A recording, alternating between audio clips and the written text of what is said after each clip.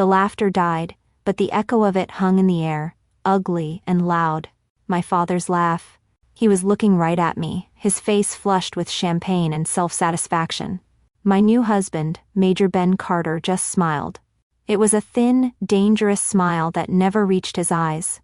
"Interesting theory, sir," he said, his voice cutting through the sudden silence. Seeing as all my men answered to her, the world seemed to hold its breath for a single beat. Then, the sound. A sharp, singular crack as 6 pairs of heels clicked against the polished floor in perfect unison. The groomsmen, Ben's men, stood ramrod straight, their festive demeanor erased, replaced by masks of stone-cold professionalism. In a single powerful voice they announced, "Captain Cole, ma'am." But that shocking moment of clarity didn't come from nowhere. It was the culmination of a lifetime of small humiliations, with the most recent one happening just 30 minutes before. We were at the cocktail hour, the air thick with perfume and polite conversation. I saw him holding court, my father, Richard Cole, a retired logistics officer, who believed his service in a bygone era made him an expert on everything. He was talking to Ben's commanding officer, Colonel Thompson, a man whose quiet presence commanded more respect than my father's booming voice ever could. As Ben and I approached, my father slung a heavy arm around my shoulders, his grip just a little too tight. "This one plays soldier," he announced to the colonel, winking as if sharing a private joke. "But we all know who the real leader in the family is." I stood there, a statue in a white dress, feeling the familiar heat crawl up my neck. I kept my expression perfectly neutral, a skill I'd honed more at family dinners than in any training exercise. The internal ledger started flipping through pages.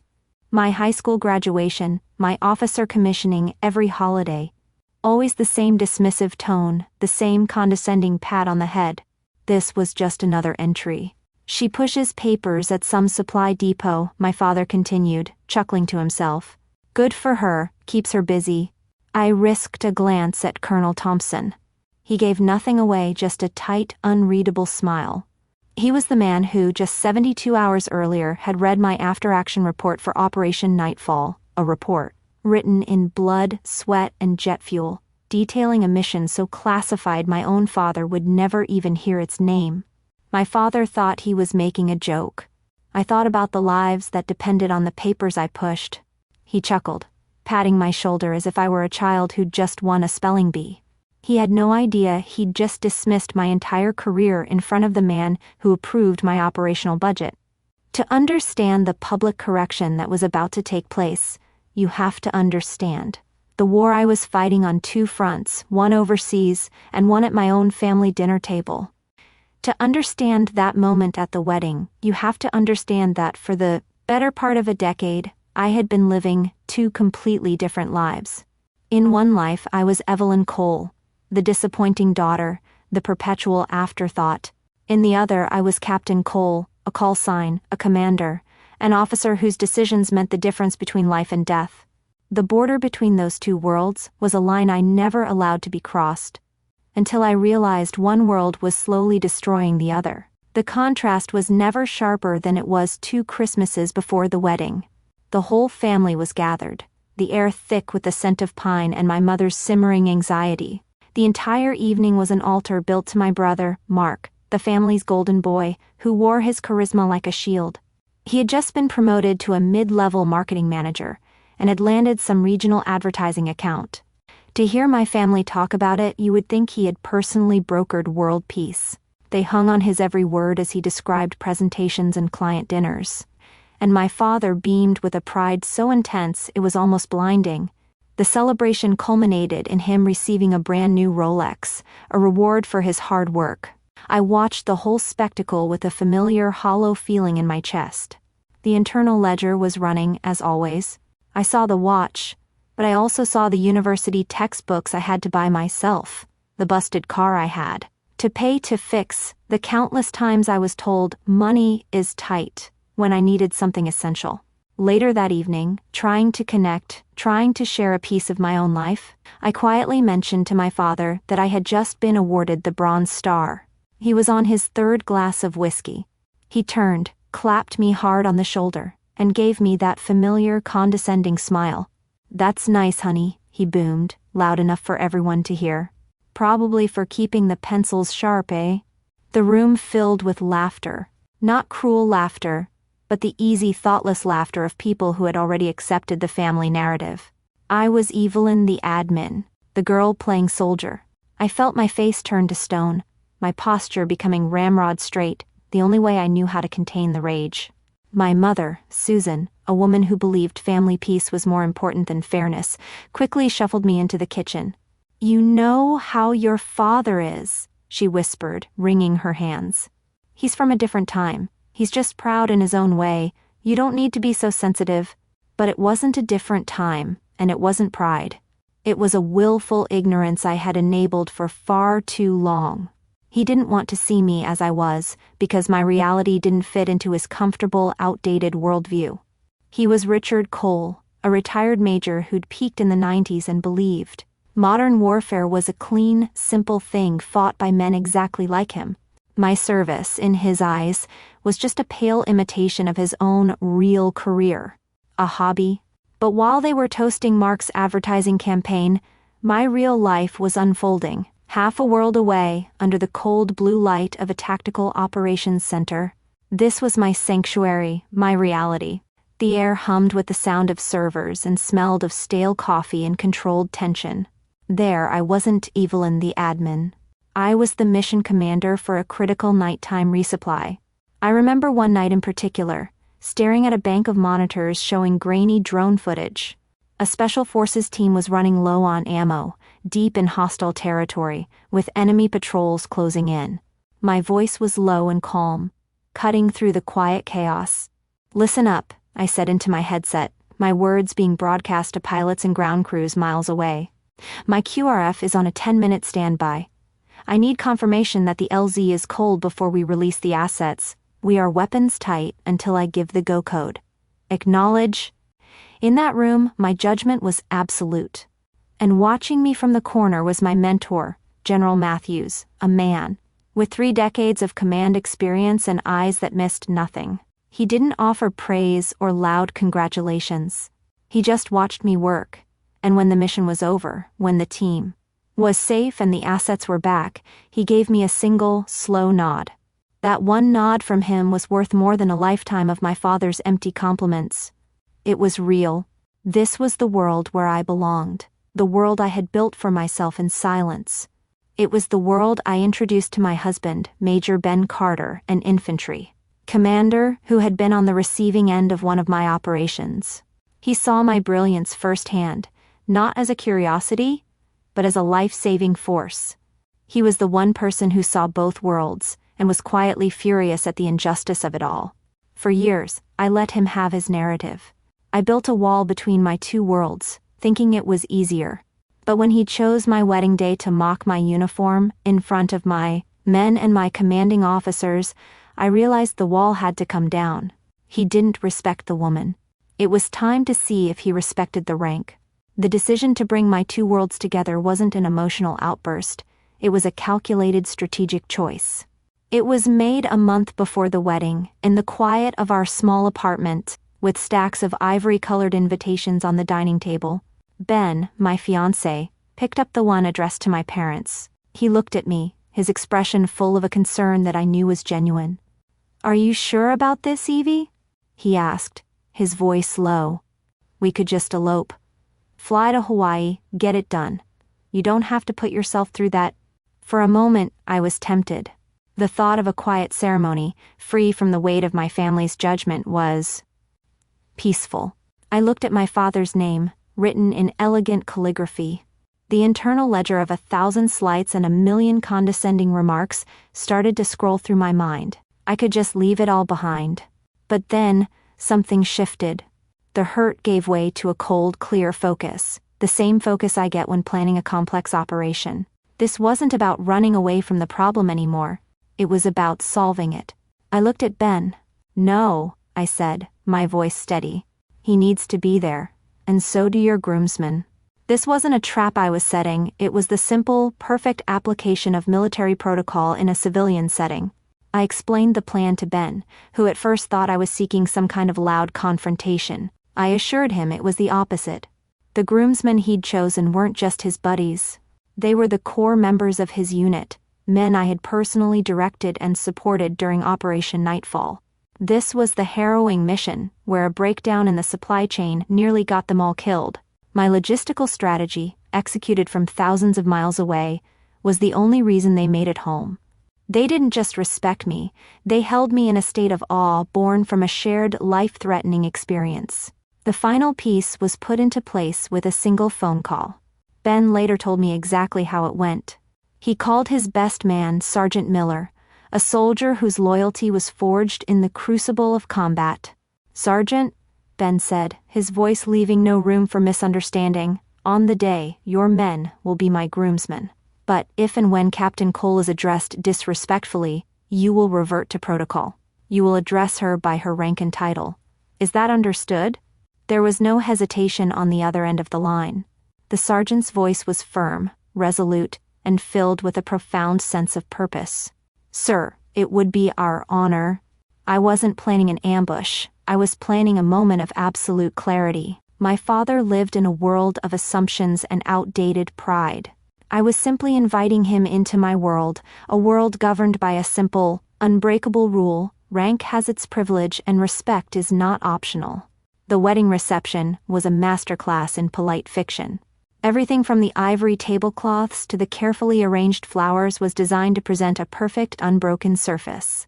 I sat at the head table next to my new husband, a bride in white, feeling less like a participant and more like a strategist in a command center, watching the final pieces of an operation move into place. My mother was fluttering with nervous energy, my brother Mark was schmoozing with the bridesmaids, and my father was soaking it all in, the proud patriarch presiding over his domain. He'd had just enough champagne to be jovial, and just enough whiskey to be cruel. When he stood up and tapped his glass for the toast, a hush fell over the room. I placed my hands in my lap and prepared myself. He started with the classics, a few jokes about Ben joining the family. Then he turned his attention to me.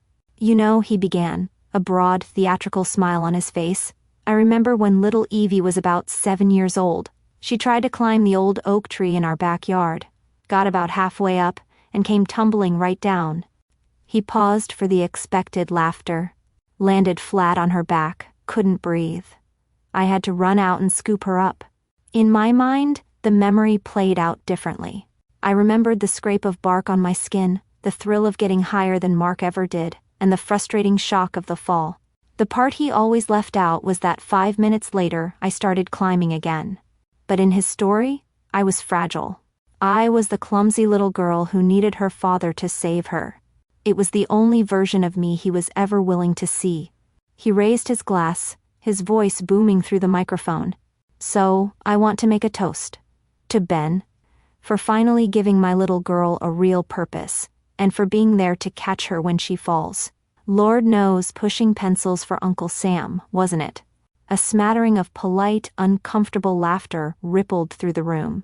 My hands remained perfectly still in my lap.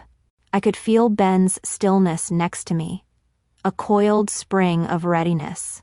My father, feeling the surge of attention, turned to a table of his old veteran buddies, winking at them. "Am I right, boys?" he shouted, his voice thick with condescension. "Don't think a woman can lead soldiers, can you?" That was it. That was the trigger. His laughter was loud and ugly, and it broke the polite fiction of the evening. The DJ, a young kid who looked terrified, instinctively faded the soft music out. A heavy, profound silence descended upon the room, broken only by the echo of my father's arrogance. And in that silence, Ben stood up. He didn't look angry. He looked calm. He was an officer in complete control of the situation. He looked my father dead in the eye and delivered the line with surgical precision. "Interesting theory, sir. Seeing as all my men answer to her," he gave a single, almost imperceptible nod to his best man, Sergeant Miller. What happened next was not a performance. It was a drill. 6 groomsmen, strategically positioned around the reception hall, moved as one. Drinks were placed silently on tables. They pivoted on their heels, executing a flawless military-facing movement to address me. The sound of their dress shoes hitting the polished floor was a single, sharp crack, a sound that cut through the silence like a rifle shot. They snapped to the rigid, unwavering posture of attention. Their hands, which moments before had been holding glasses, came up in a salute. So crisp, so unified, it was a thunderclap of pure, undiluted protocol. "Captain Cole, ma'am." The words hit the room, not as a shout, but as a formal declaration. My father's smug smile didn't just fade, it collapsed. I watched the stages of his reality breaking apart, playing out on his face in slow motion. First, the slack-jawed confusion, his eyes darting between me and the 6 soldiers standing like statues honoring me. Then came the frantic search for an explanation, his gaze landing on Colonel Thompson. The colonel didn't flinch. He simply raised his own glass an inch off the table and gave a single, slow nod of endorsement. It was a confirmation. This was real. Finally, the confusion curdled into a dawning, sickening horror. The color drained from his face, leaving behind a pale, sweaty mask of disbelief. His veteran friends weren't laughing. They were sitting bolt upright, their old instincts awakened. They recognized the gesture for what it was, not a joke, not a stunt, but an act of profound, earned respect from active duty soldiers to a commanding officer. My father was holding the microphone in a hand that had started to tremble. He, who had built his entire identity on the bedrock of military authority, had just been publicly and utterly undermined by the very system he worshipped. I didn't smile. I didn't gloat. I simply sat there, a bride in a white dress, and watched the truth finally and irreversibly report for duty. He had spent my entire life trying to put me in my place. In the end, all it took was 6 men and 3 words to show him exactly what my place was. The silence that followed the salute was more profound than any noise. For a long moment the 6 men stood frozen, a line of unwavering respect aimed directly at me. I gave a single, slight nod, and just as they had risen, they relaxed in perfect unison. My father simply stared, his face a hollow mask. He lowered the microphone, not placing it on the table, but letting it drop from his fingers. It hit the wood with a loud, ugly clatter that seemed to startle him, as if he'd forgotten he was holding it. He sank back into his chair, a man whose spine had suddenly turned to dust. My mother, her face pale and pinched, rushed to his side, whispering things I couldn't hear. They didn't make a scene. They didn't say a word to me. Within the hour they were gone, slipping out a side exit like ghosts leaving their own haunting.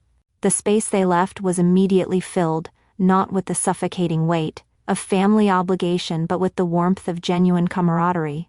My true peers. Colonel Thompson was the first to approach. He took my hand in a firm shake, his eyes meeting mine with an expression of absolute professional approval. "Captain," he said, his voice low and clear. "Well done." That was it. No grand pronouncements, just a simple acknowledgement from one officer to another, and it was more validating than anything my father had ever said to me. Then came the groomsmen, led by Sergeant Miller. Their formal demeanor was gone, replaced by broad, genuine smiles. They raised their glasses to me, one by one. Their toasts weren't the generic wedding fluff. They were real. "To Pathfinder," one of them said, his voice thick with emotion.